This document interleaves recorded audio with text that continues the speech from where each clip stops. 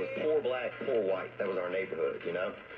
So I didn't feel any white privilege. I know some people had it, man, you know? I knew some with sweaters. But I was 2 tank tops in the winter, okay? And I just didn't feel it, you know? I wish I'd had some white privilege, dude. Sign me up. But I didn't have it, man. It was just poor black kids, poor white kids, man. And my poor black friends would always be like, man, look what you did to us.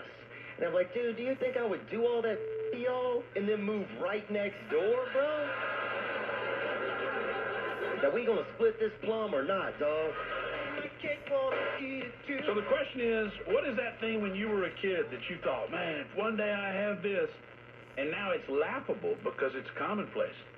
What spurred it was a clear plexiglass basketball goal in the driveway as opposed to the old wooden board that our first one was like that, and it was like a veneer over particle board. It was a particle board, and it just eventually just disintegrated.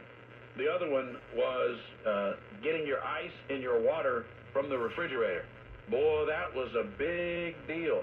And the thing about it is, Sub-Zero refrigerators, which are supposed to be so great, I've never bought one because they're insanely expensive, but I bought houses that had them already. And Sub-Zero still is, oh, you're so privileged that you don't need those commonplace things. We won't have that. We'll have a pretty front door that matches with your cabinets.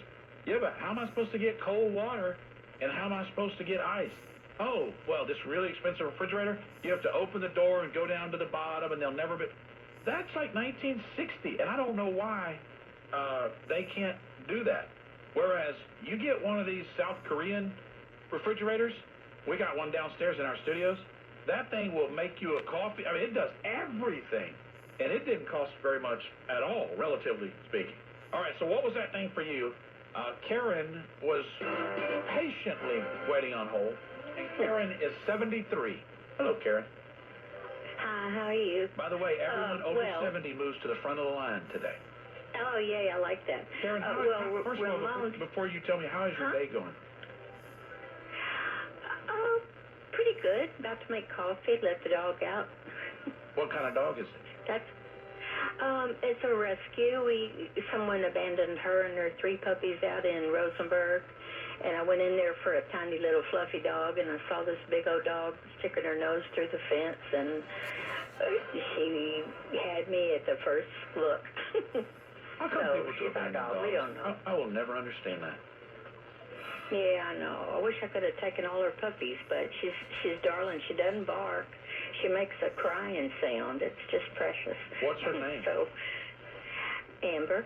Amber, okay. And my husband wanted to name her Fido, and I said, well, that's a boy's name, and so we named her Amber Fido, Fideaux. So we've got a girl German Shepherd who's mean as a rattlesnake, and her name is George, and that always throws people off. And so we'll say, this is George. We have to calm her down because anytime there's a guest, she wants to defend the house, and then they'll say, George is a good boy, and the whole family, we even got the kids where they do it, even though they don't think it's funny, but my wife and I think, George is a girl, don't say that, like it'll upset her or something. There was a movie and a song called Georgie Girl. Well, there you go. You remember? Yeah, I do, yeah. Well, there you go. There you go. What was that thing for you, Karen? Well, it was going to be a second bathroom, and Ramon took stole my thunder. So, but the first thing would have been a bathroom inside the house. Did you grow up in a house that had an outhouse that did not have a bathroom inside the house? My grandma and grandpa's house was like that for a long time, and I remember we had a party when they built the first bathroom. I mean, inside. It was so cool.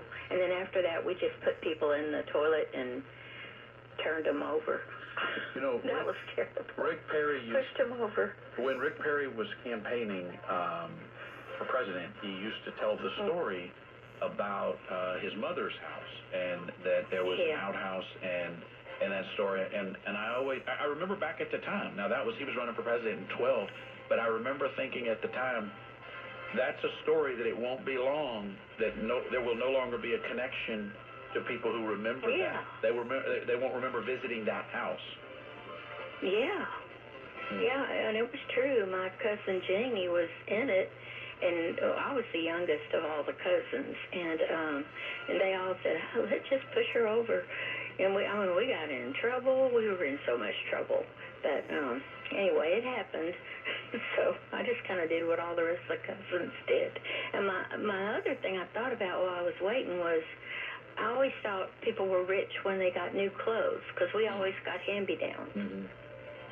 And that's what you did. That was the big deal. We would get new clothes. My dad would work overtime toward the end of the summer so that my mom could go to Bell's and get us all new clothes, but there would be a treat that we would go down and get a couple of things at the Palais Royal in the same shopping center. You know, the Palais Royal was fancy.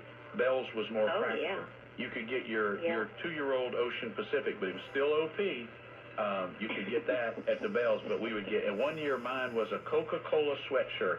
It was a red and black striped sweatshirt, and I wore that thing.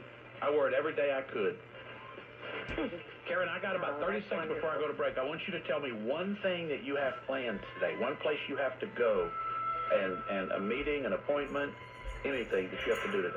I'm supposed to go to LA Fitness and work out, but my back's acting out. But my trainer always says motion is lotion, so I'm probably still going to go. Okay. Well, good for you. Karen, there's more. Don't you just want to hug her? Facebook. Like The Micheal Berry Show. Was that good? Mm-hmm.